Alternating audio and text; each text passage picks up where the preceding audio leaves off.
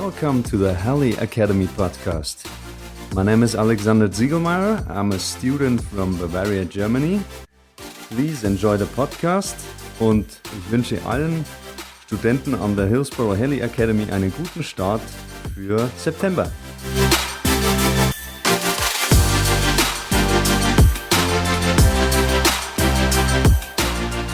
All right, welcome to another episode of the Heli Academy podcast. I'm excited to be here again with Jamie, and today we're going to be talking about autorotations. Hi, everyone. Really excited to be here. I think it's a big topic, autorotations. We get it all the time when we have a demo student. How soon am I going to get to do my first auto? When am I going to see an auto? And I think it's something that we hear, especially when I do a demo, if the person's up for it and if I'm feeling good and the conditions are good, it's a good thing to kind of demonstrate on day one. They're not as scary as they seem to be. Anyone who's ever experienced one will tell you that. There's nothing to fear with them. So we're just going to kind of talk through the basics of autos and some of the different thoughts about autos, and we'll go from there. I gotta tell a quick story. It's kind of funny. As you were talking, I just started thinking about it, and you said something like, "Oh, it's not as scary as you people think it is." Which I don't think it is that scary, but it's interesting. I got my commercial license, and at 101 hours PIC, I got a job working as second in command pilot for helicopter logging, which is really, really rare. But this was, almost 25 years ago now.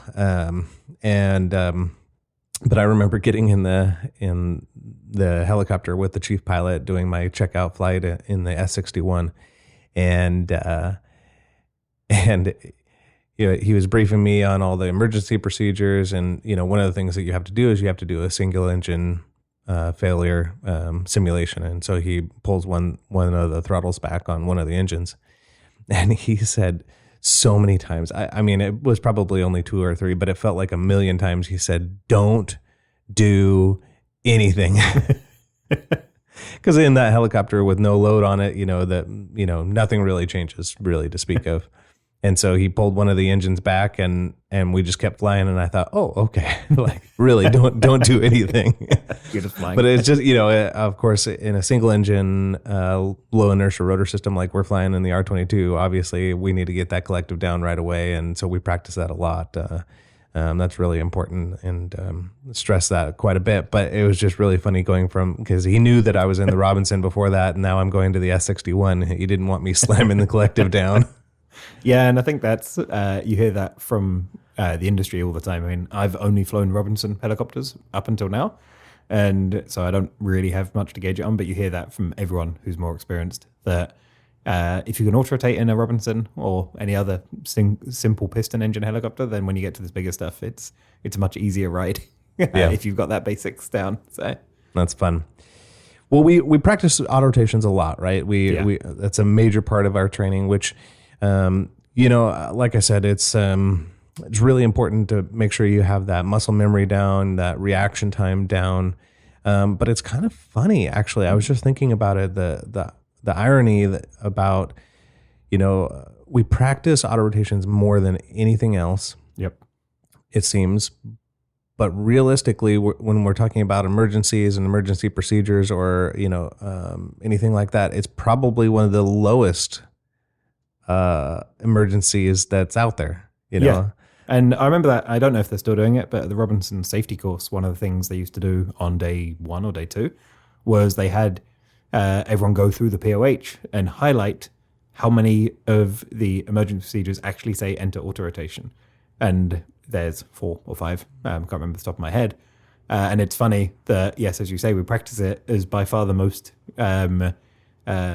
repeatable procedure, but actually when you look at the industry, when you look at kind of incident reports, much more likely is things like low RPM when you get to a full throttle line or things like that. And yet we kind of practice that a lot less than we would autorotations. Yeah, maybe we'll start changing that a little bit here in the training here that we're doing.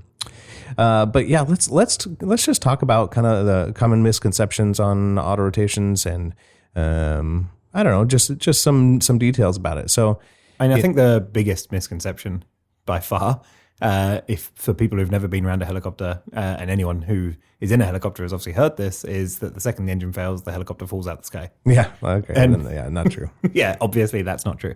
I think the simplest way that most people can kind of think about that without even having to understand anything about helicopters is when you think of a sycamore seed. Yeah. And the way that drops from the tree and it just spirals down nice and slow and then settles onto the ground. That is autorotation. That is how we can survive an engine failure. That upward flow of air keeps our rotor disc rotating. And that is simple autorotations. Yeah. Yeah, I think that's probably one of the biggest ones out there, right? I think that's probably the most common question I get from people. Oh, if you have an engine failure, do you just fall out of the sky? And like you said, we introduce it. That first time we introduce it, you can just lower the collective down almost to the very stop, and then you can just roll off the throttle, and it almost just feels like a normal descent at that point. It doesn't even feel that scary. Now, obviously, there's some specifics that we train. There's energy management and doing the flare at the bottom, but really the action in and of itself of auto rotating the helicopter is not really that exciting.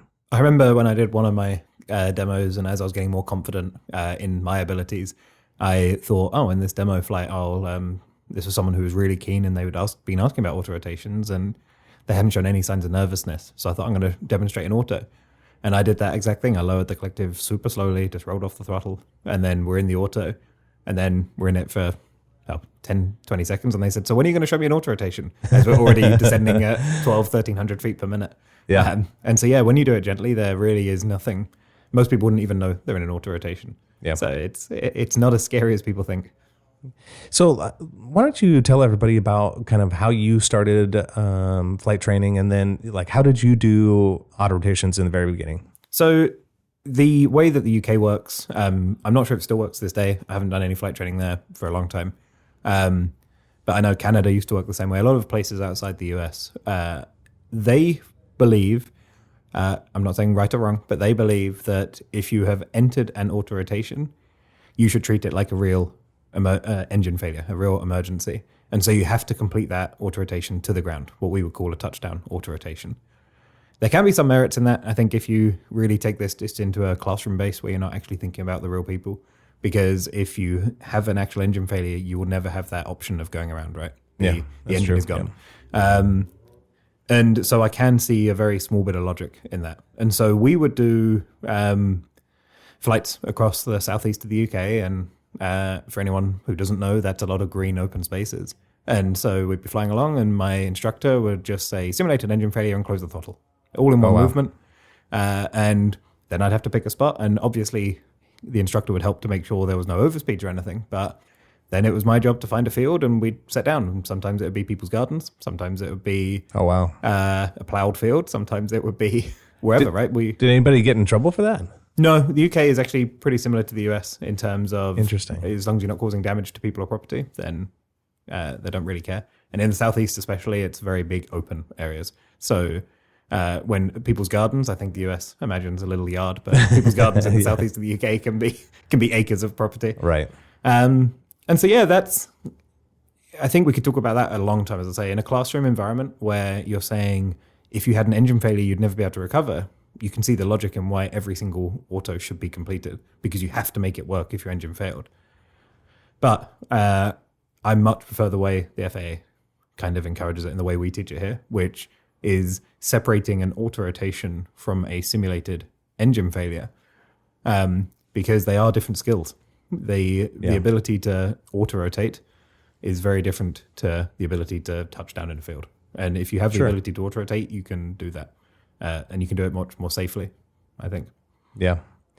Yeah, that's really interesting. I've heard that a lot.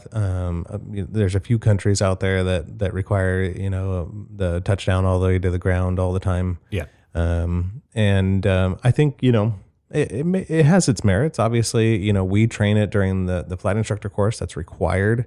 Mm-hmm. And you're required to get an endorsement from an instructor saying that you're proficient in the touchdown auto rotations all the way to the ground. So I think that there's some merit there, but I also, I'm of the opinion that that's not really very similar. Now, what you did was very real life in the UK kind of thing. But you have to, in my mind, you have to balance the risk of the maneuver or the risk of practicing the maneuver to the reward of the benefit. Yeah. And I think that we marry a really good balance there, where we're training simulated engine failures away from home base, cross country doing a flight, and you do a simulated engine failure where you have to enter the auto rotation, pick the landing spot, simulate your mayday call, maneuver for the spot, all of that. And then you have the throttle closure, where we're really practicing that, where you're rolling off the throttle, keeping the nose level, get that upflow started, and we do that typically in the pattern here at the airport. And then, like I said, during the flight instructor course, actually training that maneuver all the way to the ground. And so you kind of put all those pieces together, where they're each kind of separated and controlled, and you put them all together, and then you have a successful maneuver. And I think we have a good system. Not saying that it's maybe the perfect system, but I think it's a pretty good system. I agree with that. And I think another big part of the context with this is the US. For anyone listening outside the US, is kind of different to the rest of the countries, where as soon as you finish your flight training in the US, you become an instructor. Yeah. And I truly think that's a really good thing, because that is when you start really learning the craft. And so going out there at 210, 220 hours and teaching auto rotations, you would have a lot more incidents if people were doing everything touchdown, autos and throttle dropping and kind of simulating real emergencies. The rest of the world, or not necessarily the rest of the world, but a lot of the world, being a CFI is kind of the end of your career. So my 2 CFIs I had in the UK had between them over 20,000 hours. And so for them, the touchdown auto rotation, when they've done probably thousands of them throughout their career, is kind of no factor for them. Interesting. Whereas if we sent out a brand new instructor here to start teaching it that way, then that would be a very different thing. And so I think the context there also helps quite a lot, because I did 25 hours in the UK and I was much younger. And so I'm sure if I went back now and could kind of watch those flights, they were probably doing a lot more than I realized they were doing to make sure, because there's no way a 20-hour student is doing a perfect touchdown auto. Yeah, for sure. So they were obviously helping a lot with that. And so also the autos themselves are not necessarily going to be the neatest when you're doing that. Sure. You're making a spot, which is a very different mindset than what we do here with our like straight-in autos, especially at altitude, straight-ins and turning auto rotations at altitude. We are really focusing on the student to set themselves up for success by hitting these minimums, so 65 knots and bottom of the green for the RPMs. Whereas when you're doing a simulated engine failure where you're having to hit a spot, then that's going to be a much different picture. Maybe you have to slow all the way down to 50 knots. Maybe you have to do a 0. Maybe you have to do that out of trim auto. And that's a very different thing than just practicing an auto rotation, I think. Yeah, that's good. The other thing that I think about as we're kind of talking through this is maybe the difference in, what we do here when we do touchdown auto rotations to the taxiway. We have a nice, long, smooth taxiway. Yep. We got plenty of room to slide it on if we have 0 wind or something like that, and limit the impact to the helicopter and the wear and tear to the helicopter. We're touching down with a little bit of forward motion. Yep. 10 knots or something, maybe on a ground speed, or maybe even a little bit more depending on the situation for the day. And I really, that's not really real life in my opinion. If you have an engine failure, the likelihood of having a nice, smooth, straight taxiway right in front of you directly into the wind is going to be pretty low. And so I think, a lot of times people, they get to the instructor course and they start doing auto rotations and they start doing touchdown auto rotations. And I hear it all the time. They say, oh, I'm doing real auto rotations now. And, for me, I'm like, yeah, all the way to the ground, it's fun. It's good practice. Like I said, it's a good skill to have. But is that really what you're going to do in real life? If you're, in your case, your instructor was pitching or picking, spots to big open fields, of course, right?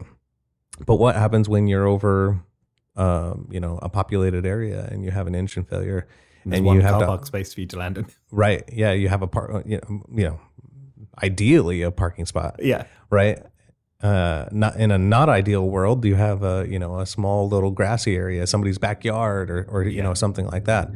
And if you have, if you're trying to do a touchdown like you do on the taxiway here, the likelihood is you're going to slide, the ground's not going to be level, you're going to roll it over, and that's when people really get hurt. Yeah.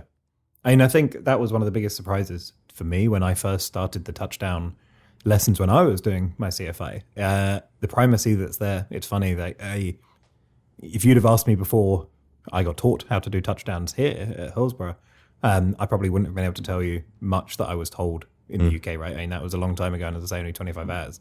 And yet the first time I did one here, the instructor was quite surprised because I flared all the way to pretty much zero airspeed and then just kind of touched down. And that's that primacy coming back. Because as you said, in the real world, that might be what you have to do depending on the scenario. And the way we train it is much more repeatable for the helicopters. Obviously, we want more than single-use helicopters. Right. And so making it more repeatable and safer as we can. But it is important that everyone knows that, if you have a real-life engine failure, you may not have the luxury of that ground run. And so you may have to flare harder. You may have to pick a very much smaller spot than the one you're imagining. Yeah, and in that case, it's similar to what we do for power recoveries, right? We come in, we flare, you terminate right around that 20-foot mark. You make sure that all your airspeed's bled off. You level out. You raise collective with the throttle in and bring it down into a 3 to 5 foot hover. Yeah, which is really more similar to what you'd want to do in real life. Because you'd want to stop all that forward airspeed, and you'd want to have plenty of altitude so that you have room for your tail. In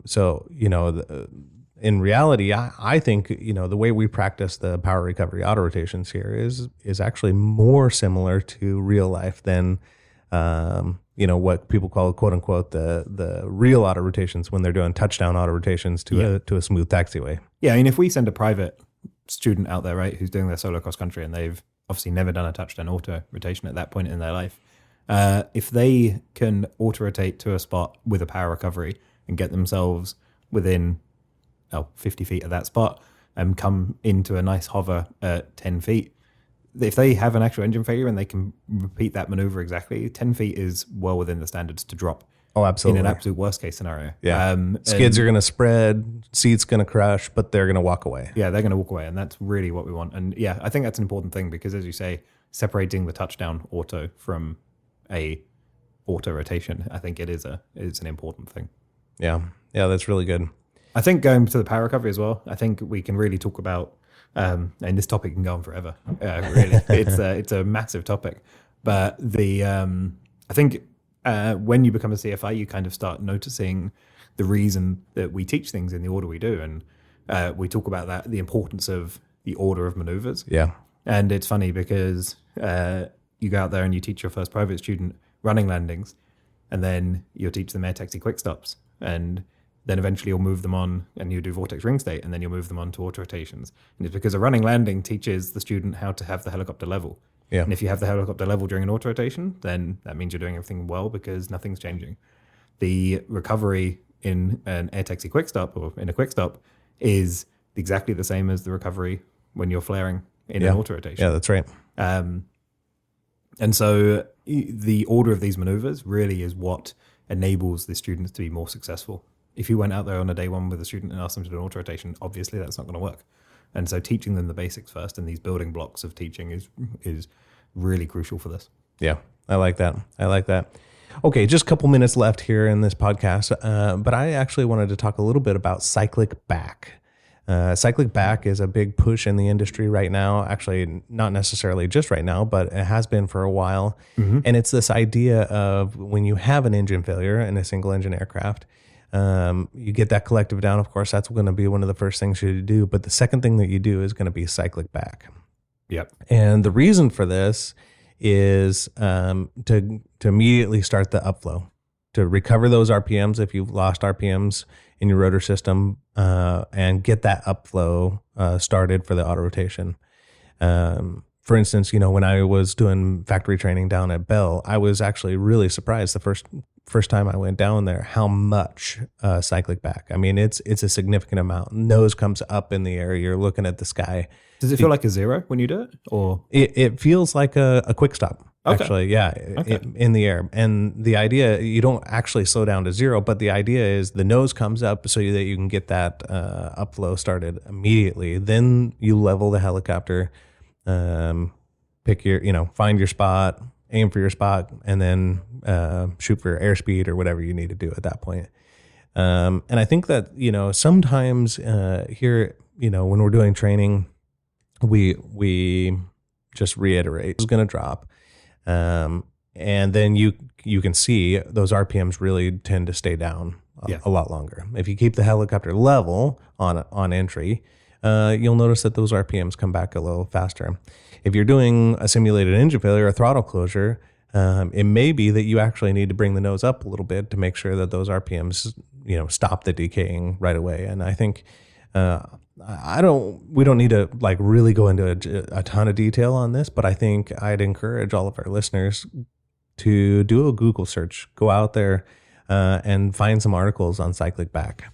I think it's a really, really important part of the auto rotation and something that maybe gets missed sometimes. Yeah, I agree. And I think we had the Robinson safety course here, which I'm sure we'll talk about in another podcast. But we had the safety course here at our location, which was super nice. And I think as soon as a student experiences, or a CFI even, experiences a throttle closure at 20, 21 inches, and they see how fast those RPMs decay, then they would much more understand why you need that cyclic back. Yeah. If you're just lowering the collective relatively slowly from 18 inches down and then rolling off the throttle, then the RPMs aren't going to move. But in a real life engine failure, I've never experienced it. I don't know what the highest manifold pressure I've ever had a throttle chop or throttle closure at. But the point is the RPMs just crash down, right? And so you have to do something really quickly. You have to do something to bring those RPMs back. And the only option you have if the engine fails in that scenario is that cyclic back procedure. So I completely understand why these companies are talking about it, especially Bell, Airbus. I think you said that the Swiss helicopter companies are talking about it, because these companies in the real world, in the real helicopter world outside of training, are going to be doing high altitude utility work where maybe you're at a very high density altitude doing very low or even hovering. And so you're going to be at a very high power setting in a turbine especially. And just lowering that collective may not be enough. And so that cycling back, I think, is an important thing to talk about especially when you're talking about the future of your career. Yeah, I love it. Well, thank you again, everybody, for listening in on another episode of the Heli Academy podcast. Hopefully these podcasts are informative for you and you enjoy them. If you enjoy them, make sure that you post us a little review or something, or maybe even just stop by one of our offices and let us know how much you appreciate it. And if there's anything you want us to discuss, I've got a little bit of knowledge now, and obviously Jared's been in the industry for a long time. And so if there's anything you want to hear us discuss on this podcast, then really reach out. We've got a long list of topics, so we're not going to run out anytime soon. But if there's anyone that wants us to talk about anything in particular, we'd love to hear it. And it's always good for us. Yeah, thank you guys. Appreciate it. Catch you next time.